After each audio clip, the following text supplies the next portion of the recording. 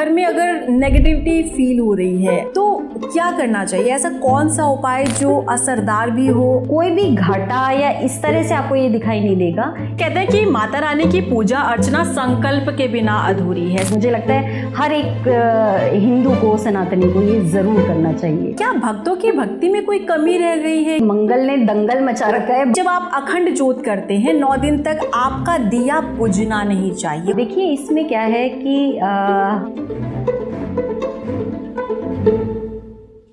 नमस्कार, आपके साथ मैं रीना झा बालियान।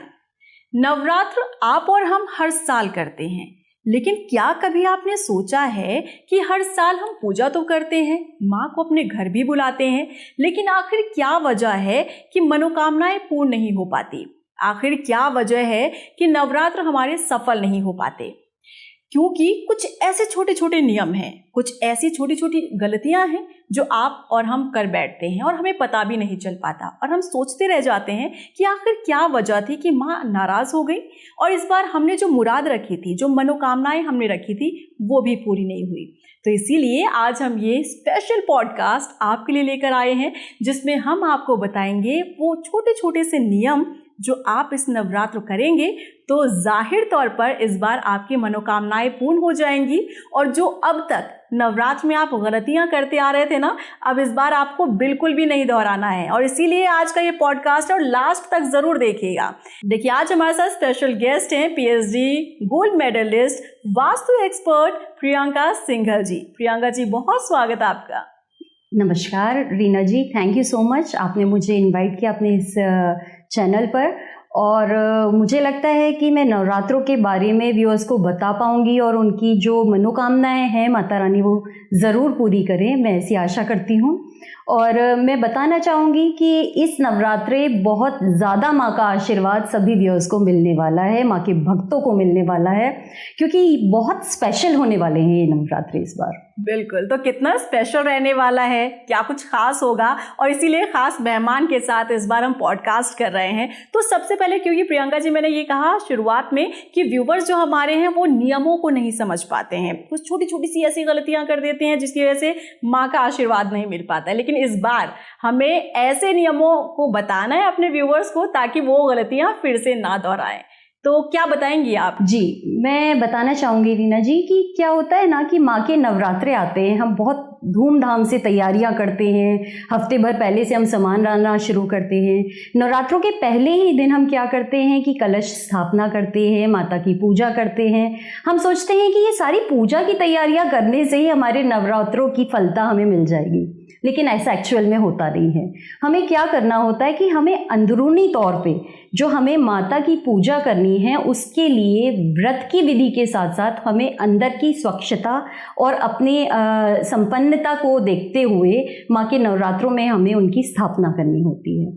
ये रूल हर किसी के लिए अलग है, ऐसा नहीं है कि जो संपन्न है वही पूरी तरह से माता को मना सकते हैं या उनका पूजा अर्चना कर सकते हैं। हर कोई अपने अकॉर्डिंग इसमें ढाल सकता है, माता का आशीर्वाद प्राप्त कर सकता है। तो इसमें हमें ये देखना होता है कि अंदर से आप कितने स्वच्छ हैं, आप झूठ नहीं बोल रहे हैं, आप बहुत आदर सम्मान के साथ वो कार्य कर रहे हैं, पहले से ही आपने ये प्रण और संकल्प ले रखा है कि हमें ये कार्य आगे नवरात्रों के 9 दिनों में पूर्ण करने हैं, तो हम माता रानी को बहुत अच्छे से इसमें प्रसन्न कर सकते हैं। बिल्कुल प्रियंका जी, जैसा आपने जिक्र किया कि झूठ नहीं बोलना है। देखिए अक्सर ही हमारे बड़े जो हैं हमें यही बचपन से सिखाते हैं कि झूठ नहीं बोलना चाहिए, झूठ बोलना पाप है, लेकिन लोग मानते कहाँ हैं। लेकिन कुछ एक्सपर्ट्स ये कहते हैं कि आप पूरे साल झूठ बोलिए, लेकिन जब नवरात्र में आप व्रत रखते हैं या माँ की पूजा अर्चना करते हैं तब झूठ नहीं बोलना चाहिए, नहीं तो आपकी वो पूजा सफल नहीं होती है। कितना सच है इसमें? देखिए सच तो इसमें 100% यानी कि 100% सच है। झूठ तो वैसे भी नहीं बोलना चाहिए। क्या होता है ना कि अंदरूनी तौर पे इंसान जब झूठ बोलता है तो कहीं ना कहीं उसे पछतावा तो होता है, वो जानता है कि मैं झूठ बोल रहा हूँ, और एक झूठ छुपाने के लिए उसे 10 झूठ और बोलने पड़ते हैं, तो अंदर की पवित्रता तो आपकी उसी समय खत्म हो गई। तो अगर आप झूठ बोलेंगे तो आप माता को क्या समर्पित कर रहे हैं? माता रानी को आपको ये दिखाना नहीं है कि बाहरी तौर पे हमने उनके लिए क्या किया। अंदर की स्वच्छता बहुत मायने रखती है। तो अगर आप झूठ नहीं बोल रहे हैं और अपना समर्पण उनके सामने रख रहे हैं। और अगर कुछ गलतियां भी हैं तो वो जानती है माता रानी सब कैसे उसको माफ़ करना है अपने बच्चों को, तो वो सारी चीज़ों को माफ़ करती हुई चलती है। तो हमें ये ध्यान रखना है कि हम झूठ ना बोलें, और जितना सच का सामना करते हुए हम आगे बढ़े जीवन में, तो उतनी कठिनाइयां भी जीवन में कम आएंगी। और कहते हैं कि आप इंसान से झूठ बोल सकते हैं लेकिन ऊपर वाले से झूठ नहीं बोल सकते। माँ तो सब जानती है कि आपके मन में क्या है। राइट। अच्छा, क्योंकि हम नियमों की बात कर रहे हैं प्रियंका जी, तो कहा जाता है कि नवरात्र के दिनों में आपको अलग अपने लिए बिस्तर लगाना चाहिए। अगर आप माँ की पूजा कर रहे हैं पूरे 9 दिन, तो आप बिस्तर भी किसी के साथ शेयर ना करें। इसका क्या मतलब है? और अगर ऐसा है तो उन लोगों का क्या जो सिर्फ एक कमरे के घर में रहते हैं, वो कैसे मैनेज करें? देखिए, बिस्तर शेयर करने से यहाँ पर मतलब सिर्फ एक शैया से नहीं है जिसे हम किसी के साथ शेयर कर रहे हैं। इसका मतलब है कि दूसरों के ऐसे विचार, मान लीजिए कि मैंने 9 दिन के व्रत किए हुए हैं, मेरे घर में कोई और फॉलो नहीं कर रहा है उसको, तो हम देखते हैं कि आप दूसरे के साथ आप जब बेड शेयर करते हैं या शैया को शेयर करते हैं, तो वो नकारात्मकता जो उसके मन में चल रही है वो भी कहीं ना कहीं आपके दिमाग में आती जाती है। तो एक तो ये कारण होता है। दूसरा, कहते हैं कि माता की जब आप घट स्थापना करते हैं या खेत बीजते हैं तो उसका अकेला नहीं छोड़ना चाहिए। तो जिन घरों में या तो सेपरेट मंदिर बनाए हुए हैं, तो लोग क्या करते हैं कि वहाँ पर शैया लगाकर नीचे, आपने शायद सुना होगा, दादी नानियाँ हमारी कहती आ रही हैं कि नीचे बिस्तर लगा के सोना चाहिए, तो माता को अकेला नहीं छोड़ना है। बाल रूप में हम पूजा कर रहे हैं माता रानी की। और दूसरा कॉन्सेप्ट अलग से अगर हम सोचें तो ये है कि जब हम किसी के साथ बेड शेयर करते हैं तो देखिए आपके मन में काम भाव भी आ सकता है, आपका स्पाउस भी हो सकता है साथ में, क्योंकि ये कुछ ऐसी भावनाएं हैं जो आप कंट्रोल नहीं हो सकते हैं। आपको सेक्सुअल थॉट, राइट, मैं वही कहना चाह रही हूँ। तो हर तरह से एक्चुअली व्रत सिर्फ खाने पीने का व्रत नहीं है। यहाँ पे व्रत से मतलब है कि हर तरह से आपको व्रत का पालन करना है, यानी कि ब्रह्मचर्य का भी पालन करना है, आपको झूठ नहीं बोलना है, आपको अंदर से सात्विक रहना है। यहाँ पर आपको प्याज लहसुन का भी प्रयोग नहीं करना है, जैसा कि आपको सुना ही होगा बड़े लोगों से। क्यों नहीं करना है? कि तामसिकता प्रदान करने वाले ये होते हैं। तामसिक यानी कि प्याज और लहसुन ऐसा नहीं है कि नॉनवेज की कैटेगरी में आते हैं। प्याज और लहसुन तामसिकता, मानसिकता को प्रदान करते हैं। जब किसी भी इंसान के अंदर तामसिकता की प्रवृत्ति आती है तो उसकी सोचने समझने की जो शक्ति होती है वो सात्विक भाव से हट जाती है। तो आप आते हैं एक अलग जोन में। जब आप अलग जोन में जाते हैं तो आपको झूठ भी सही लगेगा बोलना, आपको काम भावना भी ठीक लगेगी, आप जो भी छल कपट कर रहे हैं आपको वो सब आपको क्लैरिफाई आप करते जाओगे समाज के सामने कि ये सब सही है। तो ये होती है तामसिकता। उससे बचने के लिए ये सारे व्रत किए जाते हैं। तो ये यहाँ पे इम्पोर्टेंस है इन सब चीज़ों की। अच्छा, ये भी कहा जाता है, क्योंकि देखिए मैं खुद माता रानी की बहुत बड़ी भक्त हूँ और मुझे नवरात्र मेरे सभी त्योहारों में अगर मैं देखूँ ना तो सबसे बेस्ट मुझे जो लगता है वो नवरात्र है मेरे लिए, क्योंकि मुझे एक अलग ही विश्वास रहता है माता रानी पे। कहा जाता है कि जब आप 9 दिन चौकी लगाते हैं और जिस कमरे में आप पूजा कर रहे हैं 9 दिन और मंदिर की आपने स्थापना की है, माता की चौकी की स्थापना की है, उस कमरे में झाड़ू नहीं लगाना चाहिए। अब लोगों के जहन में सवाल होगा कि भाई एक तरफ कहा जाता है साफ सफाई रखो, दूसरी तरफ कहा जाता है झाड़ू नहीं लगाना चाहिए, इसके पीछे की क्या वजह है? और देखिए ये सवाल मेरे जहन में इसलिए आया क्योंकि बचपन में जब मम्मा चौकी लगाया करती थी तो हम अगर गलती से चले गए सफाई करने के लिए तो वो कहती थी नहीं, झाड़ू नहीं लगाना है, आप कपड़े से हाथ से साफ कर लीजिए, लेकिन ऐसा नहीं करना है। तो जरा व्यूवर्स को भी क्लियर कीजिए। हाँ, बिल्कुल, मैं इस बारे में आपको बताती हूँ क्योंकि बहुत सारे ना समाज में भ्रम भी होते हैं जो फैल जाते हैं और हम कई बार सच्ची चीज़ों को भ्रम के तौर पे भी लिए हम चले आते हैं उस इंटेंशन को। तो यहाँ पे झाड़ू से मतलब है, आपने देखा होगा हर घर में हर रोज़ झाड़ू लगती है, चाहे वो गंदा हो चाहे नहीं। उसका मतलब यहाँ पर है कि आप अपने घर की नेगेटिविटी को अपने घर से बाहर निकाल रहे हैं। बात आती है पूजा और पाठ की या नवरात्रों की, जो कि हम जिस पे चर्चा कर रहे हैं। तो नवरात्रों के दिनों में क्या होता है कि हमारे घर में पूर्ण रूप से जो पॉजिटिविटी आई है, तो ऑब्वियसली कोई भी नहीं चाहेगा कि हम झाड़ू के द्वारा उस नेगेटिविटी की समझ के उसे बाहर निकालें। तो सिर्फ ये लागू होता है उस चौकी के एरिया पर या उस मंदिर में, आपके घर के मंदिर में। तो हम क्या करते हैं कि उस जगह झाड़ू ना लगाकर, क्योंकि वहाँ पॉजिटिविटी विराजमान है वहाँ सात्विकता विराजमान है, हम एक सूखे या गीले कपड़े से वहाँ क्लीन कर सकते हैं। अदरवाइज आप घर में कहीं भी झाड़ू लगा सकते हैं, ऐसा कोई भी पॉइंट नहीं है जो इसे नकारा जा सके। अच्छा, बहुत से ऐसे व्यूवर्स हमारे होंगे जो शायद पहली बार इस बार नवरात्र करने वाले हैं और उन्हें ये नहीं पता होता कि माता की चौकी कैसे लगानी है, कहाँ पर आप कलश की स्थापना करें, माता की मूर्ति कैसी होनी चाहिए, कितनी बड़ी मूर्ति होनी चाहिए, इसके बारे में थोड़ी सी जानकारी। रीना जी, बहुत अच्छा आपने एक क्वेश्चन किया है। बहुत से ऐसे लोग हैं, बल्कि मैं आजकल देख रही हूँ यूथ में बहुत ज़्यादा क्रेज़ सनातन की तरफ बढ़ा है और बच्चे बहुत इस तरफ बढ़ने लग गए हैं। तो अच्छा होगा कि हम एक कायदे से अपनी नींव ऐसी रखें जो बच्चे आजकल जब पूजा पाठ करें तो एक सही तरीके से कर पाए। तो ये थोड़ा इलेबोरेट मुझे करके आपको बताना पड़ेगा। तो हम इसके लिए क्या करते हैं कि कलश स्थापना की माता के नवरात्रों में बहुत ज़्यादा इम्पोर्टेंस है और वो सही तरीके से होना बहुत ज़रूरी है। तो कलश स्थापना के लिए आपको सबसे पहले क्या होता है कि एक कलश लेना है। आप कलश मिट्टी का भी ले सकते हैं, तांबे का ले सकते हैं, चांदी का ले सकते हैं, या फिर आप पीतल का ले सकते हैं। ये सामर्थ्य के अनुसार होती है। आपने जो कलश लिया उसमें आप जल से उसे भरेंगे, उसे गंगा जल डालेंगे उसके अंदर। उसके ऊपर आप मौली, जिसे कलावा कहते हैं, हाथों में भी बांधा जाता है। कलश के सिरे पर आप उस कलावे को बांधेंगे, ऊपर कुमकुम से स्वास्तिक का चिन्ह बनाएंगे, उस पर अक्षत लगाएंगे आप। और उसके बाद मैं आपको यहाँ पे एक पॉइंट और जोड़ना चाहूँगी कि अगर आपको इन नवरात्रों में नवग्रह के दोष से भी मुक्ति पानी है तो आप ये उपाय कर सकते हैं, और बहुत सटीक उपाय है। हर तरह के ग्रह दोषों से बचने के लिए आप उस कलश में जो जो डालते हैं वो चीज़ें आपकी माता रानी की कृपा से अपने आप सॉल्व होती जाती हैं, वो इश्यूज़। तो यहाँ पे हमें क्या करना है, कलश में हमने जो जल भरा है उसके अंदर हम सूर्य के लिए वहाँ पर हम डाल सकते हैं गेहूँ, जिसका सूर्य खराब अगर चल रहा है कुंडली में, ये कोई भी कर सकता है, अच्छा है या बुरा है कोई भी कर सकता है, हर किसी को करना ही चाहिए। दूसरा, अगर आपका चंद्र ठीक नहीं है तो उसके लिए आप अक्षत यानी कि चावल उसमें डाल सकते हैं। तीसरा आता है बृहस्पति। बृहस्पति के लिए आप या तो हल्दी की गांठ या हल्दी का पाउडर, जो भी अवेलेबल हो, आप कलश के अंदर डाल सकते हैं। उसके बाद आता है बुध। बुध के लिए आप डाल सकते हैं 4 इलायचियाँ आप उसमें डाल दीजिए। फिर राहु। राहु के लिए आप सफ़ेद तिल को उस पर डाल सकते हैं या फिर जौ को भी उस पर डाल सकते हैं। उसके बाद आता है शुक्र। शुक्र के लिए आपको घी डालना है उसमें।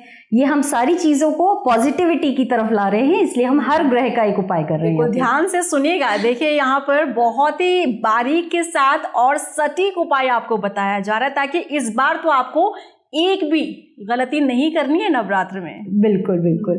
तो इसमें हमें केतु के लिए यहाँ पर हमें डालने होते हैं तिल, जो कि सफ़ेद होते हैं। उसके बाद शनि के लिए आपको काले तिल डालने हैं, और फिर मंगल के लिए आपको, जो कि साल भी मंगल का है, तो मंगल के लिए आपको इसमें रोली डालनी है, या फिर आप मसूर की दाल के दाने, जो ऑरेंज वाली दाल होती है, उसके दाने भी आप यहाँ पे डाल सकते हैं। इसके बाद आप आम के पत्ते 5 ले सकते हैं, आप 7 ले सकते हैं, या 11 की संख्या में ले सकते हैं। कलश के ऊपर आपको वो लगाने हैं। उसके बाद एक नारियल पे आपको चुंदरी लपेट के लाल रंग की उस कलश के ऊपर स्थापित करना है। अच्छा, क्योंकि आपने कहा कि आम के पत्ते हमें क्योंकि कलश के ऊपर लगाना होता है, लोगों में इस बात को लेकर भी कंफ्यूजन होता है कि हमें आम के पत्तों को अलग अलग करके कलश पर लगाना है या फिर एक साथ जब ये जुड़े हुए? एक साथ जुड़े हुए। आप जब देखते हैं ना आम के पत्ते लाते हैं तो डाली से तोड़ कर लाते हैं, तो उसमें काउंटिंग कर लीजिए आप, 5 है, 7 है, 11 है, इतनी संख्या में आपको उनको रखना है, और लगे हुए रखना है उस डंडी में, अलग नहीं करना है। क्योंकि उसकी आप शेल्फ लाइफ ना, उसकी आप देखेंगे आफ्टर 9 डेज जब आप उसको निकालते हैं तो वो एज इट इज रहते हैं। आप अलग अलग करेंगे तो वो ड्राई हो जाएंगे। बिल्कुल ठीक इस तरह जब आप परिवार में जुड़कर रहते हैं तो आप बिल्कुल स्ट्रांग रहते हैं, बिल्कुल, और अलग अलग हो जाते हैं तो मुरझा जाते हैं। बिल्कुल बिल्कुल, बहुत सही बात कही रीना जी, क्योंकि हमारे सनातन में हर चीज का एक मतलब निकलता है, एक महत्व होता है हर चीज का। तो यहाँ पे इसी चीज से हम इसे जोड़ सकते हैं। उसके ऊपर आप नारियल की स्थापना कर सकते हैं। इस तरह से आप कलश की स्थापना करते हैं। कलश को आप कहाँ रखेंगे? कलश के लिए आपको एक खेतरी बीजना बोलते हैं, ये समृद्धि का कारक होता है। मुझे लगता है हर एक हिंदू को, सनातनी को ये ज़रूर करना चाहिए। अच्छा। खेतरी बीजने का सेंस है कि आप मिट्टी का कोई भी एक पात्र ले लीजिए, छोटा बड़ा, वो आपकी इच्छा के अनुसार है, जैसा भी आपके मंदिर में स्पेस है। उसमें आपको क्या करना है कि रेत लोग करते हैं, मिट्टी में डालते हैं। मिट्टी में डालने की वजह से जौ कभी भी पूरी तरह से पनप नहीं पाते हैं। तो आपको क्या करना है, 80-20 का रेशियो रखना है। 80% आपको यहाँ पर रेत लेना है और 20% मिट्टी, उसका मिक्स बना के आपको उस मिट्टी के बर्तन में रखना है। उसके ऊपर से भीगे हुए, ओवरनाइट भीगे हुए जौ को आपको डालना है। आपको इसके सेंटर में अपने कलश को स्थापित करना है। ये पूर्णतः अपने आप में ही नवग्रह, या आप कहिए कि समुद्र मंथन में जो कलश निकला था, हमने ये वो तैयार कर लिया माता रानी के आगमन के लिए। तो यही अपने आप में, अगर आपने इतनी भी तैयारी कर ली है तो ये सफिशिएंट है। और ये पहले दिन थोड़ा टाइम टेकिंग प्रोसेस है, लगभग थोड़ा 20-25 मिनट का लगता है। उसके बाद आपको पूरे 9 नवरात्रे इसकी पूजा करनी है और फर्स्ट डे हाँ जो टाइम लगेगा वो आपको लगाना होगा। बिल्कुल। अच्छा, क्योंकि माता की चौकी हम लगाते हैं तो माता की मूर्ति भी हम लेकर आते हैं। क्या ये ज़रूरी है कि हर नवरात्र नई मूर्ति लानी चाहिए, या जो घर में हमारे पास है वही मूर्ति हमें स्थापित करनी चाहिए? हाँ, बहुत अच्छा आपने जो पूछा। इसमें क्या होता है ना, लोगों को, जिन परिवारों ने ये मान्यता मान ली है कि हर बार मूर्ति लानी है, तो आप क्या करोगे, उसको डिस्पोज ऑफ तो ऑब्वियसली आपको करना पड़ेगा। आप कितनी हर बार मूर्तियां, साल में 2 बार नवरात्रे आते हैं, अगर आप ऐसे लाएंगे तो आपको पहले वाली खंडित हो जाएगी, या आप कहाँ तक रख सकते हैं। तो इससे अच्छा आप मूर्ति माता की एक ही स्थापित करें। वो आप पीतल की ला सकते हैं, या आप एक सॉलिड किसी भी बॉडी में ला सकते हैं जो आपका ओवर योर लाइफ चले, यानी कि आपके जीवन के साथ वो चलती रहे, है ना। अगर मिट्टी की लाते हैं तो आपको जल प्रवाह भी करना पड़ेगा और हर बार चेंज करनी पड़ेगी, वो रिचुअल्स पे भी वैसे डिपेंड करता है। लेकिन हमारा मानना यही है कि आप मूर्ति एक ही रखनी चाहिए। हाँ, मूर्ति में आपको एक बात ये ध्यान रखनी है कि माता रानी जिस शेर पे सवार हैं, उस शेर का मुंह बंद होना चाहिए। हाँ, ये बड़े बुजुर्ग कहते हैं कि जब भी आप मूर्ति खरीदते हैं माता रानी की, तो ये जरूर ध्यान में रखिए कि शेर पर सवार जो माता रानी है वो शेर का मुंह नहीं खुला। इसका क्या मतलब होता है प्रियंका जी? इसका मतलब यहाँ पे रीना जी, हम इस बात से मानते हैं कि शेर का मुंह खुला है, यानी कि वो गुस्से में है, यानी कि माता रानी जो है क्रोध में आ रही हैं, है ना। और एक शेर का मुंह बंद है तो वो पीसफुल है, माता रानी भी पीसफुल है और शेर भी पीसफुल है। तो आराम से आपको दर्शन देने के लिए आई हैं, आपने उनका स्वागत किया है, तो एंटर बहुत ही काम रूप से आपके घर में कर रही है। तो ये अंतर है। ऑब्वियसली कोई भी एक ऐसे मेहमान को अपने यहाँ नहीं बुलाना चाहेगा जो गुस्से में या डराने के पर्पज से उसके घर में आए। तो इसका पीछे ये रीजन है। और अब चौकी को लेकर अगर हम बात करें तो वास्तु क्या कहता है, किस दिशा में लगाना शुभ माना जाता है? हाँ, वास्तु से रिलेट अगर हम यहाँ पे इस क्वेश्चन को करते हैं तो घर में आपका हमेशा जो भी दिशा होनी चाहिए माता रानी की स्थापना की, वो हमारी नॉर्थ ईस्ट की दिशा सबसे बेस्ट मानी जाती है। अच्छा। लेकिन यहाँ पे रीना जी, बहुत से व्यूअर इस पे क्वेश्चन भी कर सकते हैं कि नॉर्थ ईस्ट के मंदिर में हमेशा रेड कलर वर्जित होता है। अच्छा। तो मैं यहाँ पे एक ऐसी बात कह रही हूँ जिस पे क्वेश्चन उठना बनता ही बनता है। लोग मानते नहीं है क्योंकि पूजा में हर कोई रेड कलर यूज करता ही है। कहते हैं रेड पहनना भी चाहिए, माता की चुनरी रेड लानी चाहिए। हम इन 9 दिनों में तो रेड कलर यूज कर सकते हैं। हाँ। अगर आपका मंदिर नॉर्थ ईस्ट दिशा में है। वास्तु कहता है कि अगर नॉर्थ ईस्ट में जितना रेड कलर कम होगा, आपका माइंड उतना पीसफुल रहेगा। आप रेड कलर इन 9 दिनों में यूज कीजिए माता के लिए। उसके बाद आप उसको चेंज करके माता को ग्रीन कलर, पिंक कलर, मतलब लाइटर वे शेड्स में आप उसके आ जाइए। ग्रीन कलर इस डायरेक्शन में बहुत अच्छा रहता है, क्रीम कलर यहाँ पे बहुत अच्छा रहता है। तो इस तरह के न्यूट्रल कलर्स आप पहना सकते हैं। अच्छा, ये जो रूल आपने बताया ये सिर्फ नॉर्थ ईस्ट के डायरेक्शन में अगर मंदिर है तो ही आप रेड को अवॉइड करें। नहीं तो फिर आप रेड माता को चढ़ा सकते हैं। की बात यह है कि मंदिर की वास्तु के हिसाब से सिर्फ 4 दिशाएं हैं जहां पर हम मंदिर रख सकते हैं। वास्तु के अकॉर्डिंग 16 ऐसी दिशाएं होती हैं जिसमें हमारा पूरा घर बना होता है। किसी भी घर में, चाहे वो 12 बाय 12 का हो, चाहे वो कितना भी बड़ा हो कमरा, अगर आपका पूजा घर आपके घर के नॉर्थ ईस्ट में है, ये कॉन्सेप्ट भी जानना बहुत ज़रूरी है कि आपके प्लॉट के नॉर्थ ईस्ट में मंदिर नॉर्थ ईस्ट में होना चाहिए। यहाँ पे मेरे बहुत सारे क्लाइंट्स के कॉल्स आते हैं कि मैम हमारा नॉर्थ ईस्ट में मंदिर है, उसमें हमने अपने पूजा रूम के नॉर्थ ईस्ट में माता रानी को स्थापित किया है। तो ऐसा नहीं होता है रीना जी, ये ओवरऑल आपका प्लॉट साइज के नॉर्थ ईस्ट यानी कि प्लॉट साइज से निकाला जाता है। अच्छा। ये कॉन्सेप्ट थोड़ा सा चेंज है, ये और इलेबोरेट करने का हमारा कभी प्लान हुआ तो हम इस पे बात करेंगे। तो घर के नॉर्थ ईस्ट में आप मंदिर रख सकते हैं, और नॉर्थ ईस्ट से पहले और बाद की 2 दिशाएं ऐसी और हैं जहां पर मंदिर को स्थापित किया जा सकता है। साथ ही साथ एक डायरेक्शन और है जिसे हम वेस्ट कहते हैं, यानी कि पश्चिम दिशा। पश्चिम दिशा में जो लोग गुरु को मानते हैं, आपने देखा होगा भगवान के साथ साथ, जैसे मान लीजिए सिख कम्युनिटी में गुरु को माना जाता है, तो उन लोगों का मंदिर अगर वो वेस्ट में भी बनाते हैं तो उतना ही फल देता है जितना हमें नॉर्थ ईस्ट का मंदिर देता है। तो ये कॉन्सेप्ट यहाँ पे काम करता है। बात रही रेड कलर की, हम माता रानी की मूर्ति को साउथ ईस्ट में अगर आप चाहें तो रख सकते हैं, लेकिन वहां पर मंदिर नहीं बना सकते।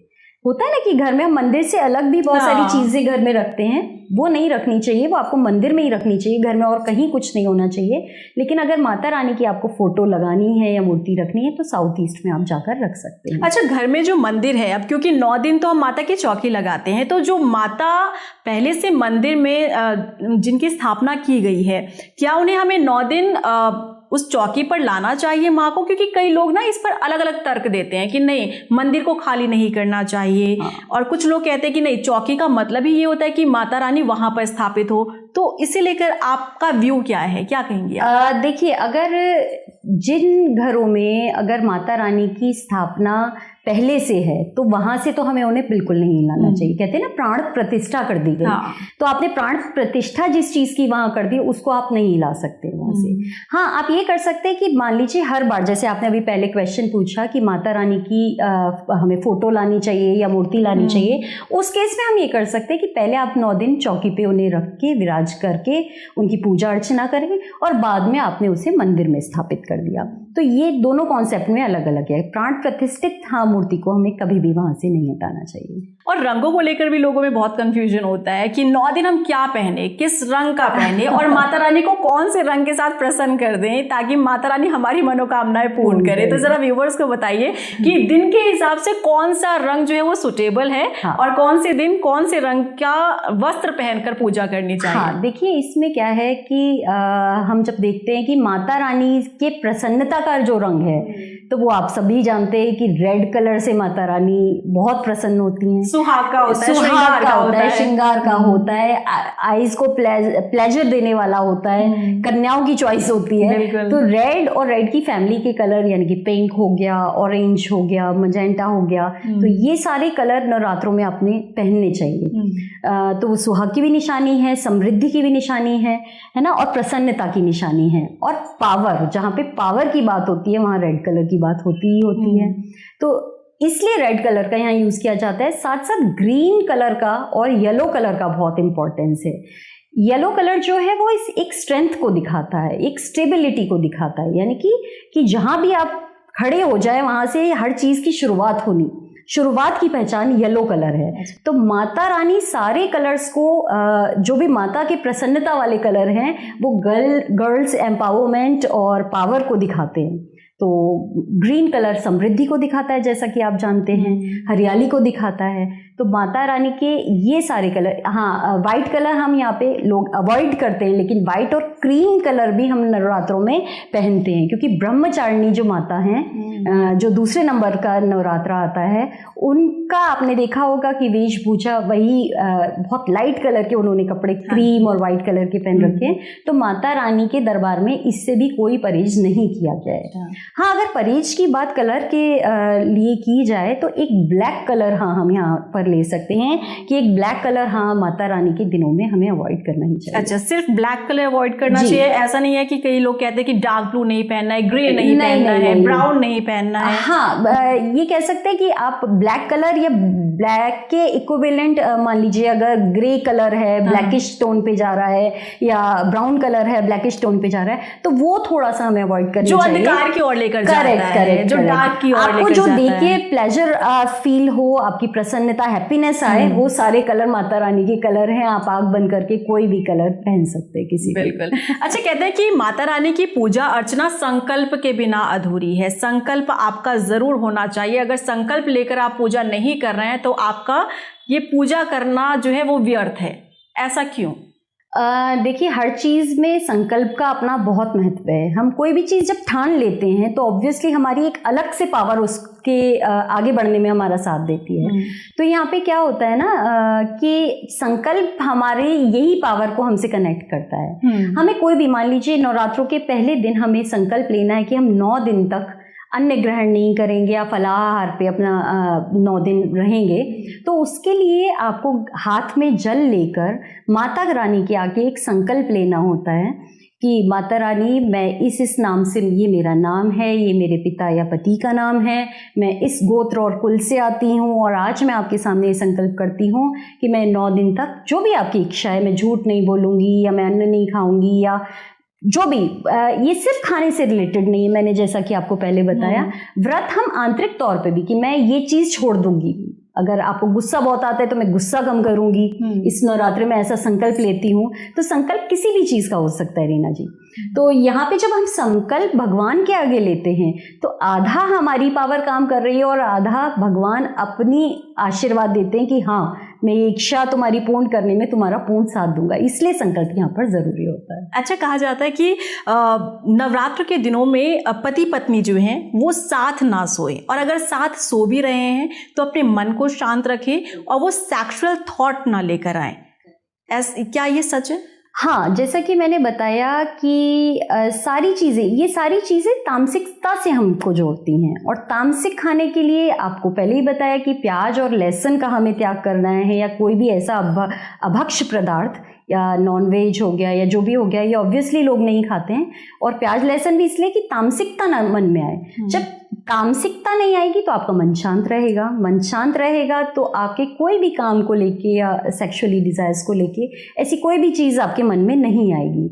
तभी कहते हैं ना कि नवरात्रों में जो संकल्प ले लिया आप बड़े आराम से उन 9 दिन में पूरा कर लेते हैं। तो उसका कारण यही है, आपका खान पान, आपका वातावरण, आप घर में जिस तरह का माहौल है, वो सारी चीज़ें मिलकर ही आपके दिनचर्या को और उन 9 दिन को चलाती हैं और आपके विचारों को शांत कर देती हैं। यानी कि 9 दिनों में सेक्सुअल कम्युनिकेशन नहीं होना चाहिए, होना भी नहीं चाहिए। और अगर आप इसी तरीके से रह रहे हैं, जो रिचुअल्स हैं उनको फॉलो कर रहे हैं, तो अपने आप वो विचार आएंगे ही नहीं, ये भी कहा जा सकता है। अच्छा, इस बार नवरात्र में सबसे बड़ा कंफ्यूजन इस बात को लेकर है कि इस बार नवरात्र जो है 9 दिन के नहीं बल्कि 10 दिन के हैं। जरा व्यूअर्स के ये कंफ्यूजन को दूर कीजिएगा। जी हाँ, ये कंफ्यूजन रीना जी बहुत लोगों में है, बहुत लोगों ने मुझसे पूछा भी है।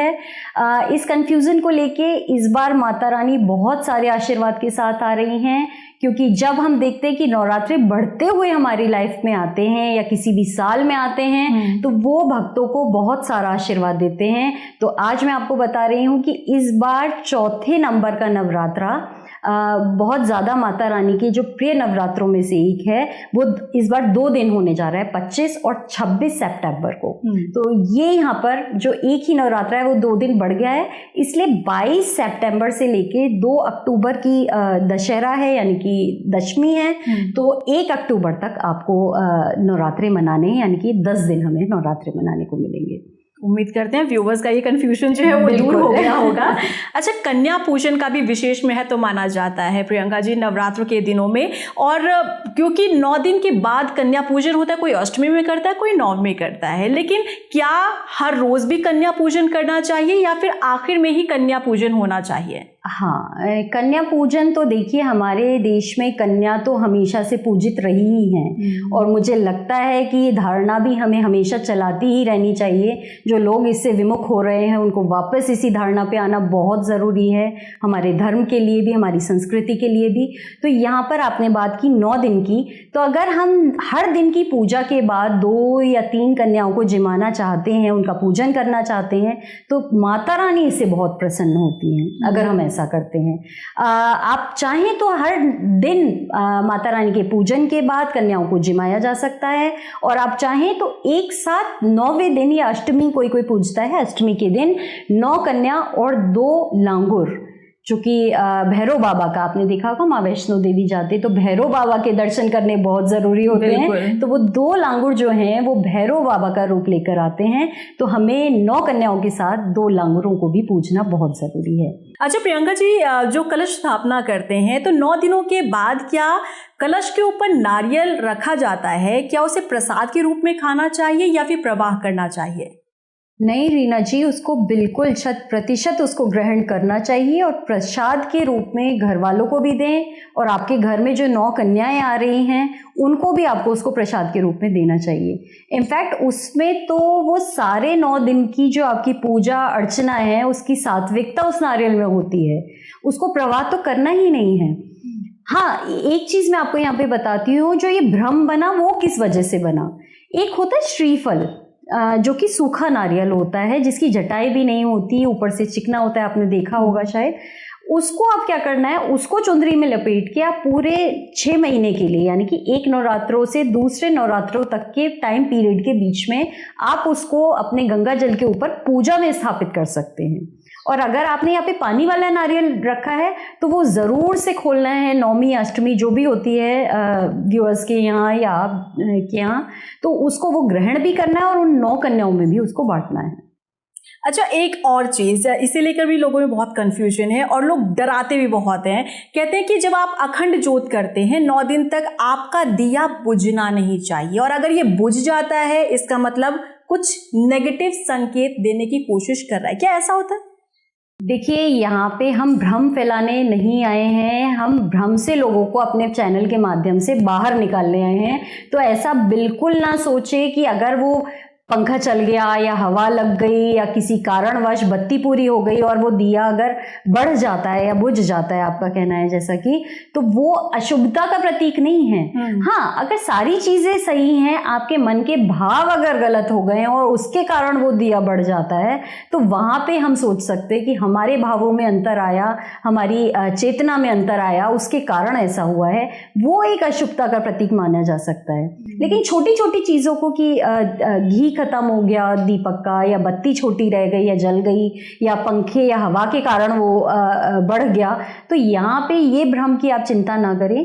दोबारा माता रानी के आगे आप मस्तक झुकाएं, उनका मंत्र उच्चारण करें और फिर से उस दीपक को प्रवाहित करें, जलाएं, और माता रानी से क्षमा करके, और आप बिल्कुल कोई भ्रम में मत रहिए कि कुछ भी अशुभ होने वाला है। आप बिल्कुल निश्चिंत हो जाइए इस बात। बिल्कुल, तो आपको टेंशन फ्री रहना है। अगर इन केस कभी बुझ जाता है दिया तो आपको टेंशन लेने की ज़रूरत नहीं है। हाथ जोड़िए और फिर से दिया आप जलाइए और पूजा अर्चना कर लीजिए। अब क्योंकि कहा जाता है कि 9 दिन आप नाखून भी नहीं काट सकते हैं, बाल भी नहीं कटवा सकते हैं, क्या ये सत्य है? हाँ रीना जी, देखिए, कुछ चीज़ें जो हमारी वेद पुराणों में पहले से चली आई हैं उनको तो हमें मानना ही होगा। बहुत सारी चीज़ें ऐसी होती हैं जिनका हम आंसर नहीं कर सकते कि चली आ रही हैं तो हम उन्हें मानना है। हाँ, वेद पुराणों में ऐसा लिखा गया है क्योंकि इन दिनों पे है उसका भी साइंटिफिक प्रूफ, क्योंकि इन दिनों पे क्या होता था, बारिश का मौसम है ना, आप नेल्स बच्चे काटते हैं तो उन्हें कि नहीं, ये 9 दिन नहीं काटना है, आपको फोकस सिर्फ और सिर्फ पूजा पाठ की तरफ रखना है, अपनी साज सज्जा से थोड़ा सा हट जाना है और आंतरिकता के ऊपर आपको ध्यान देना है। इसलिए इन सब चीज़ों का विचार बता दिया गया था और हमें इन्हें फॉलो भी करना चाहिए। तो यहाँ पर बाल कटवाना हो गया या फिर नाखून काटना हो गया, तो इन चीज़ों को हमें अवॉइड करना ही चाहिए 9 दिन। अच्छा, 9 दिनों में महिलाओं को श्रृंगार कितना करना चाहिए और इसका क्या महत्व माना गया है? नवरात्र के दिनों में महिलाओं का श्रृंगार करना या फिर इंडियन ड्रेस पहनना, साड़ी सूट की तरफ अपना रुझान दिखाना कितना ज़रूरी है? देखिए, ये ज़रूरी इसलिए है क्योंकि ये भारतीयता हमारी जो पद्धतियाँ चली आ रही हैं, संस्कृति चली आ रही है, उसमें नारी को श्रृंगार से जोड़ा गया है। आप देखेंगे कितने भी कवि हैं, कितने भी ग्रंथ हैं, तो एक श्रृंगार पे अलग एक श्रृंखला चली आ रही है। तो इसमें श्रृंगार को हमारे सौभाग्य से जोड़ा गया है। और नवरात्रे माता के माने जाते हैं, जो कि कन्या रूप से बढ़ते हुए चले जाते हैं। तो इसमें स्त्री के श्रृंगार को बहुत महत्व दिया गया है, क्योंकि ये एक सुंदरता के साथ साथ सात्विकता का भी प्रतीक है।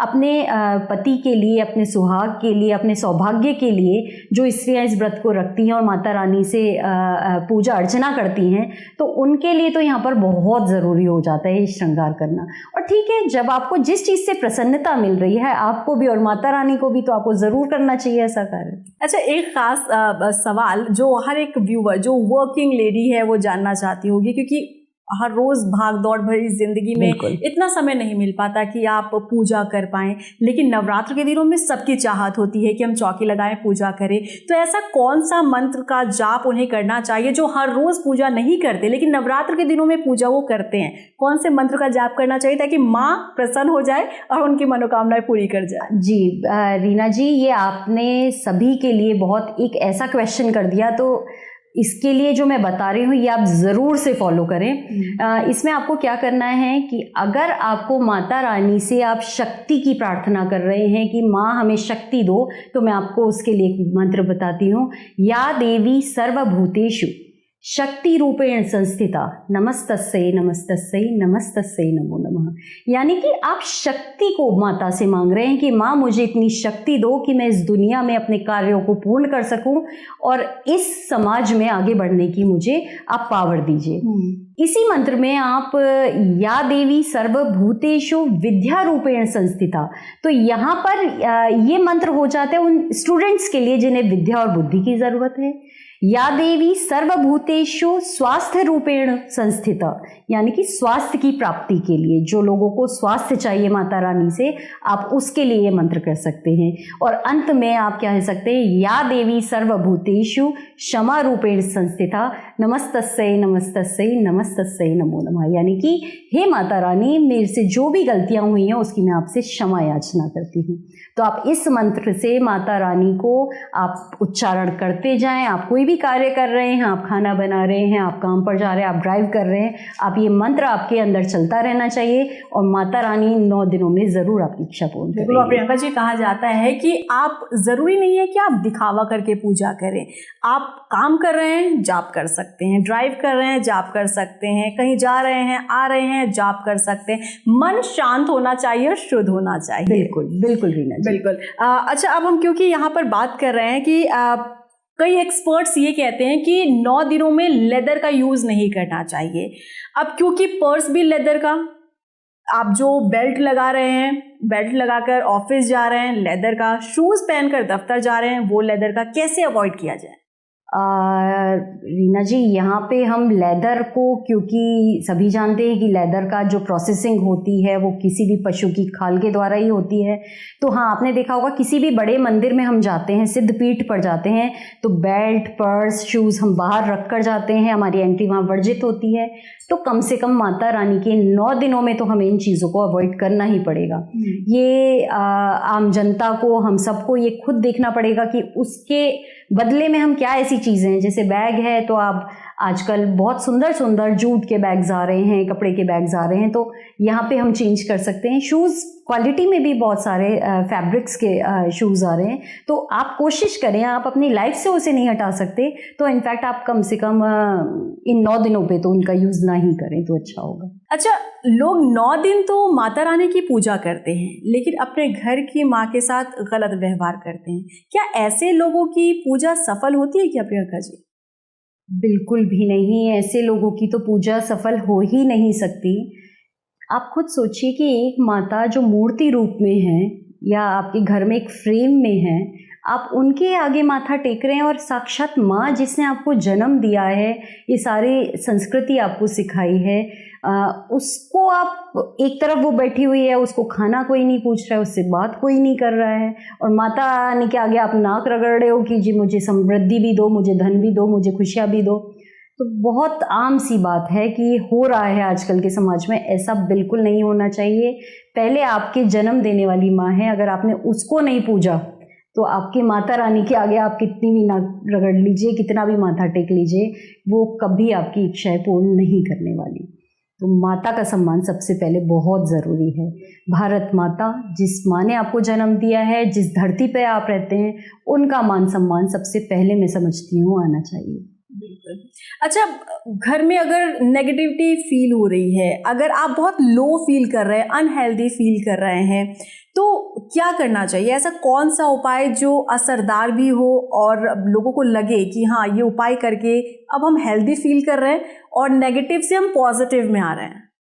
बहुत अच्छी क्वेश्चन है, जो आम तौर पे नवदुर्गों के अलावा भी हम अपने डेली रूटीन में कर सकते हैं। नवदुर्गों में तो एक हवन की मैं आपको विधि बताती हूँ, उस तरह से अगर आप हवन घर में कर लें, आप अपने आप देखेंगे कि कितनी पॉजिटिविटी, आप जैसे ही घर में एंटर करेंगे आपको वो पॉजिटिव ऑरा फील होगी, वो फ्रेगनेंस फील होगी, वो पॉजिटिव वाइब्स फील होंगी, जो आपको ऐसा लगेगा ना कि अब भी आप डिप्रेस भी आए हो, आपको थकान भी हो रही है, आप में एनर्जी फील नहीं हो रही है, और आप आते ही उस ऑरा के घेरे में आप एकदम एनर्जेटिक फील करोगे।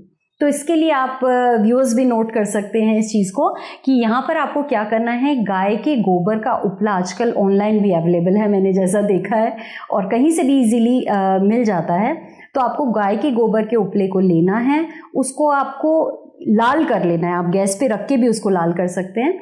यहाँ पे आपको हवन कुंड में उसको लेकर उस पे देसी गाय के घी को डालना है, उसके बाद शुद्ध सामग्री को उसमें डालना है रीना जी। उसके बाद हम यहाँ पर लौंग, इलायची और भीमसेनी कपूर का ही हमें यहाँ यूज़ करना है। मार्केट में बहुत तरह के कपूर आ रहे हैं, लेकिन यहाँ पर हमें भीमसेनी कपूर लेना है। यहाँ पे हमें लेने हैं पीली सरसों दाने को, और यहाँ पर हमें रामबाण औषधि लेनी है, उसका नाम है तेजपात। तेजपात का जो एक ड्राई पत्ता आता है, हम पुलाव वगैरह कहते हैं, तेज पत्ता जिसे कहते हैं, उसको आपको इसमें डालना है इस हवन में, और आपको इसको प्रज्वलित कर देना है। और अगर 9 दिन में आप इसको माता रानी के आगे इस हवन को कर रहे हैं तो इसमें आप मीठा ज़रूर कुछ डालें। यहाँ पे हम बताशा या मिश्री भी ऐड कर सकते हैं। तो ये एक ऐसा मतलब पावर पैक मैंने आपको बताया कि अगर आप इस चीज़ का हवन कर लेते हैं तो घर में जो वो शुद्धि हो जाती है उसका कोई तोड़ नहीं है। वैसे भी नवरात्रों के अलावा भी आप वीक में कोई भी 2 से 3 दिन ऐसे बना लीजिए कि आपको घर में ये हवन करना ही करना है, तो आप देखेंगे कि एटमॉस्फेयर बहुत हद तक शुद्ध हो जाता है इससे, और नेगेटिविटी ऐसे चली जाती है कि आप खुद फील कर पाएंगे अपने घर में एंटर करते ही। अच्छा प्रियंका जी, कभी कभार क्या होता है ना कि महिलाएं, खास तौर पर युवतियां हैं, लड़कियां हैं, वो बहुत चाव से ना नवरात्र मनाने के लिए बहुत एक्साइटेड होती हैं, लेकिन पीरियड्स हो जाए तो वो खुद को दूर रखती हैं। तो ऐसे में मैं चाहूँगी ज़रा व्यूवर्स को आप बताएं कि क्या पीरियड्स में उन्हें पूजा करनी चाहिए, और अगर बीच नवरात्र में उन्हें पीरियड्स आते हैं तो क्या उन्हें व्रत छोड़ देना चाहिए? रीना जी, ये बहुत ही कॉमन क्वेश्चन है और जनरली होता ही है, ये हर घर में देखने के लिए मिलता है कि वो उत्साह एकदम ख़त्म हो जाता है। आप जितने एनर्जेटिक होके सारे कार्य कर रहे होते हो, आप एकदम रिलैक्स हो जाते हो कि नहीं अब तो मैं कुछ नहीं कर सकती। लेकिन ये धारणा बिल्कुल गलत है। आपको माता रानी का स्पर्श नहीं करना है। हाँ, मैं इस बात की सहमति नहीं दे पाऊंगी यहाँ पर कि आपको सिर्फ स्पर्श मात्र नहीं करना है। आप नॉन स्टॉप फास्ट कर सकते हैं, अगर आपने 9 दिन के फास्ट रखे हुए हैं। यहाँ पर आप भजन कीर्तन कर सकते हैं, मंत्र उच्चारण कर सकते हैं। हाँ, यहाँ पर अगर आपके गुरु प्रदत्त अगर आपका कोई मंत्र है तो इन 3 दिन पर स्त्रियों का जब पीरियड्स आते हैं फीमेल्स के, तो 3 दिन पर ये निषेध होता है कि 3 दिन आपको गुरु प्रदत्त मंत्र नहीं करना है। इसके अलावा आप जय माता दी मंत्र हो गया, हरे कृष्ण हो गया, या जो भी आपका मंत्र है जो आप उच्चारण करना चाहते हैं वो सब आप उच्चारण कर सकते हैं। भजन गा सकते हैं, माता की अर्चना दूर से कर सकते हैं। हाँ, बस टचिंग का जिसे हम कहते हैं ना कि वो टच आपको, वो भी 3 डेज का होता है। उसके बाद आप सर धोकर आराम से पूजा कर सकते हैं। और बात रही व्रत की, आपने जैसा कि पूछा, तो व्रत हम आराम से कर सकते हैं, उसमें कोई निषेध नहीं है। लोग सोचते हैं हमें बीच में छोड़ना पड़ेगा, बिल्कुल भी नहीं। आप ये तन से कर रहे हैं, अपने मन से कर रहे हैं, आपको इसको कॉन्टिन्यूसली रखना ही चाहिए। अच्छा, इस नवरात्र भक्तों के लिए कोई ऐसा चमत्कारी उपाय जो उन्हें माला माल कर जाए? क्योंकि देखिए हर साल नवरात्र वो करते हैं, माता की चौकी लगाते हैं, तन मन से वो पूजा करते हैं, लेकिन पूजा सफल नहीं हो पाती क्योंकि छोटी छोटी वो गलतियां कर देते हैं, जैसा कि हमने शुरू में कहा। लेकिन कुछ ऐसा चमत्कारी उपाय इस बार आप भक्तों के लिए बताएं ताकि वो माला माल हो जाए। हाँ, अगर माला माल होने की बात यहाँ पर आई है रीना जी, तो मैं आपको यहाँ पे बताऊंगी कि माला माल होने का एक बहुत अच्छा उपाय है यहाँ, जो नवरात्रों में ही आप कर सकते हैं। जैसे मैंने आपको कलश स्थापना के बारे में बताया था, उसी तरह से कलश स्थापित करने से पहले आपको 2 कॉइन उस जल में डाल देने हैं। मैंने आपको सारा ग्रहों के हिसाब से, मैंने आपको क्रम के हिसाब से आपको बताया था उसमें क्या क्या डालना है। उसमें अगर आप 2 कॉइन और डाल दें और अंतिम दिन यानी कि नवमी के दिन जब आप कलश को वहाँ से हटाएंगे और पूरे घर में उस कलश का जल को आप प्रवाहित करेंगे और छिड़काव करेंगे, तो वो पॉजिटिविटी तो आएगी ही, और साथ में वो जो 2 सिक्के हमने शुरुआत में पड़वाए थे उस जल के अंदर, उन सिक्कों को आप 5 कौड़ी के साथ लाल कपड़े में बांधकर अगर अपनी तिजोरी में रखते हैं, तो माता रानी उन 6 महीने जब तक दूसरे नवरात्रे आते हैं, आपको ये उपाय फिर से करना पड़ेगा। इतने दिन के लिए वो रिचार्ज करके आपने समझिए कि एक पावर पैक अपने बैंक में जमा कर लिया है। तो ये आप उपाय जरूर करेंगे। वाकई में इन उपायों में शक्ति होती है क्या प्रियंका? बिल्कुल होती है। एक्चुअली चीजें करके देखने से आपको पता लगती हैं ये सारी चीजें। जब आप करके देखेंगे तो आप 100% बोल पाएंगे। जैसे मैं एक कॉन्फिडेंस से बोल रही हूँ, यानी कि इसके पीछे कोई कारण है, तभी मैं आपको इतने कॉन्फिडेंस से, क्योंकि आपने इतने केसेस हैंडल किए हैं। मैंने बहुत सारे केसेस हैंडल किए हैं, मैंने बहुत सारे ऐसे क्लाइंट्स को ये उपाय बताए हैं। यही नहीं, और बहुत से उपाय ऐसे होते हैं जो हम बताते हैं अपने क्लाइंट्स को, और जब वो उसके रिजल्ट हमें फ़ोन करके बताते हैं तो हमारी फीस सबसे बड़ी वही होती है कि जी हमने किसी के लिए कुछ हम कर पाए, तो उनकी खुशी ही हमारी समझिए असली फीस होती है। अच्छा, इस बार का नवरात्र भक्तों के लिए कैसा रहने वाला है, और क्या इस बार माता रानी का आशीर्वाद उन्हें पूरा ऐसा मिल पाएगा जैसे वो हर साल उम्मीद करते हैं? देखिए, इस बार माता रानी हर एक राशि पर, हर एक जातक पर बहुत कृपा बरसाने वाली है। इसका संदेश उन्होंने इस तरह से दिया है कि बढ़ते हुए नवरात्रे जब आते हैं तो सभी के ऊपर माता रानी की असीम अनुकंपा, असीम कृपा होती है। यहाँ पर जैसा कि मैंने बताया कि नवरात्रे 9 की जगह 10 हैं इस बार, तो जब बढ़ के आते हैं यानी कि माता रानी बहुत कुछ आपको देने आई हैं। जो नवरात्रा यहाँ पे बढ़ रहा है वो माता रानी की सृष्टि की, प्रकृति की बनाने की एक प्रोसेस वाला जो प्रोसेस होता है उसको लेकर आ रहा है वो दिन। तो यानी कि हर चीज के काम बनते हुए यहाँ पर आपको नजर आएंगे। कोई भी घाटा या इस तरह से आपको ये दिखाई नहीं देगा। ये नवरात्रे हर एक जातक की राशि में कुछ ना कुछ अच्छा लाने वाले हैं। हालांकि हाँ, मैं ये इस बात से समर्थन मैं इस बात को देती हूँ कि ये आने वाले कुछ साल हमारे जीवन के या हमारी पृथ्वी के कह लीजिए बहुत अच्छे नहीं हैं। उस पर अगर हम यहाँ बात करें तो बहुत लंबा खिंच जाएगा ये टॉपिक, उसके नेक्स्ट एपिसोड का इंतजार कीजिएगा। बिल्कुल। लेकिन अगर नवरात्रों की बात करें तो हम माता रानी तो अपना आशीर्वाद लेकर आ रही हैं। जो भी कष्ट हमारे जीवन में आने वाले थे वो काफ़ी हद तक रिजॉल्व हो जाएंगे और कम हो जाएंगे। इसके लिए आपको भक्ति और सही तरह से पूजा पाठ करना बहुत ज़रूरी है। बिल्कुल। और क्या भक्तों की भक्ति में कोई कमी रह गई है क्या प्रियंका जी? कि इस बार हम देख रहे हैं कि क्योंकि मंगल ने दंगल मचा रखा है इस बार वाकई में, और जैसा कि पहले से प्रेडिक्शन था इस साल को लेकर कि 2025 जो कि 9 की संख्या बनाता है, हनुमान जी का ये नंबर है, और ये वाकई में दंगल मचा रहा है। लेकिन क्या नवरात्र के बाद हम उम्मीद कर सकते हैं कि कुछ शांति हो देश के अंदर? देखिए, जैसा आपने कहा कि मंगल ने दंगल मचा रखा है, बात तो बिल्कुल सही है रीना जी, क्योंकि वाकई में मंगल ने दंगल मचा ही रखा है। हमने क्या क्या नहीं देखा इस साल में। हमने प्लेन क्रैश देखे, हमने बड़ी बड़ी लड़ाइयाँ देखी हैं, हमने आपदाएं देखी हैं, पानी से आती हुई आगजनी बहुत हुई है। तो ये मंगल का साल जो है ना, ये सब कुछ लेके आने ही वाला था। यहाँ पर बचा कौन है मैं आपको बताऊं? जिसकी सच्ची आस्था और दृढ़ विश्वास था। दृढ़ विश्वास और आस्था का मतलब सिर्फ भगवान से हमें कनेक्ट करना नहीं है।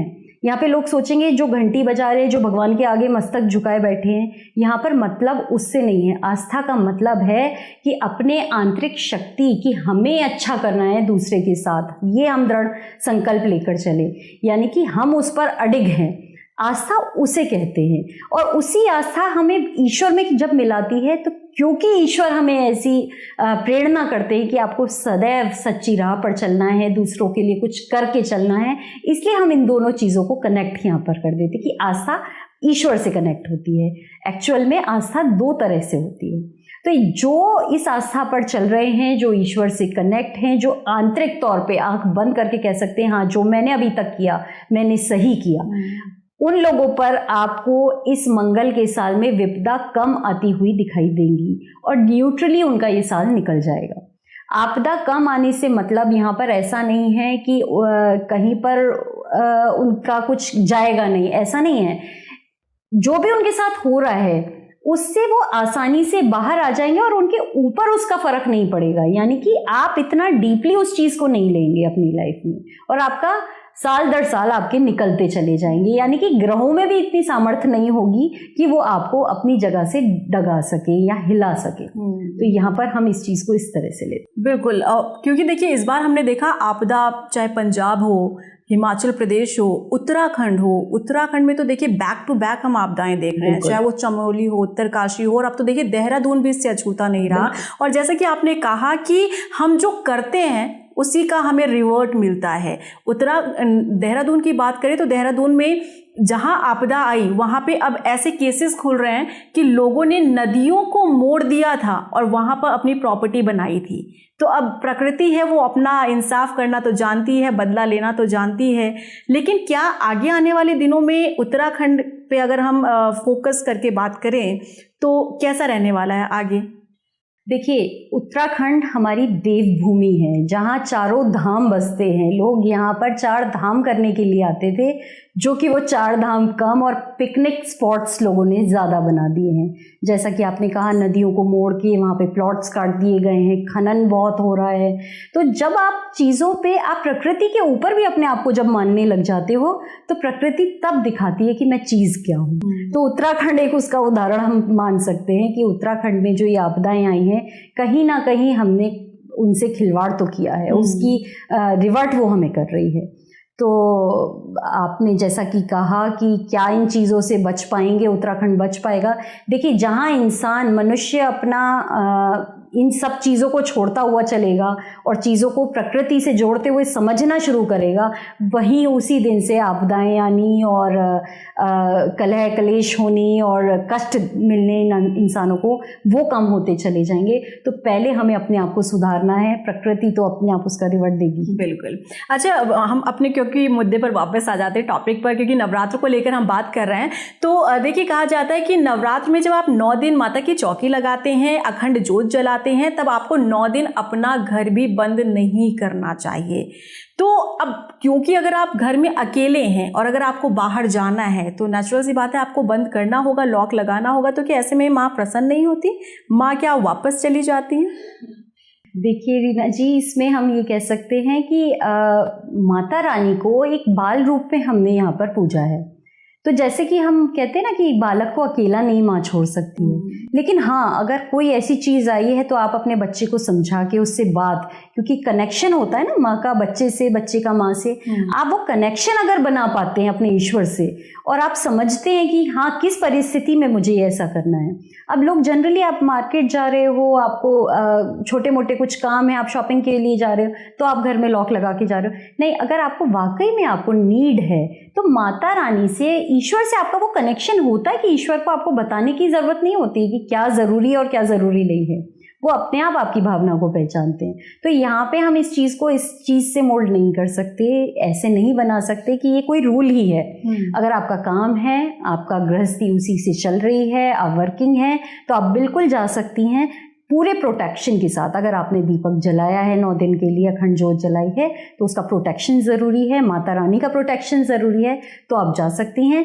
अगर आप चीज़ों को अवॉइड कर सकती हैं तो आपको पास ही रहना चाहिए। मतलब क्योंकि ये पुराणों में और वेदों में लिखा ही है कि हाँ, अगर आपने दरबार लगाया है या कुछ स्थापना की है, गणेश स्थापना करते हैं, माता रानी की स्थापना लोग करते हैं 9 दिन के लिए घर में, तो हाँ, उनको उस टाइम पे अकेला नहीं छोड़ना चाहिए। अच्छा, कहा जाता है कि आप 9 दिन आप चप्पल जूते लेकर भी ना आए अपने घर के अंदर, यहाँ तक कि शू रैक जो है वो भी घर में नहीं होना चाहिए। तो वास्तु के अनुसार शू रैक कहाँ पर रखना उचित होगा, ताकि क्योंकि कई बार कहते हैं ना कि आप एक सामान इधर से उधर करते तो आपका वास्तु बिगड़ जाता है।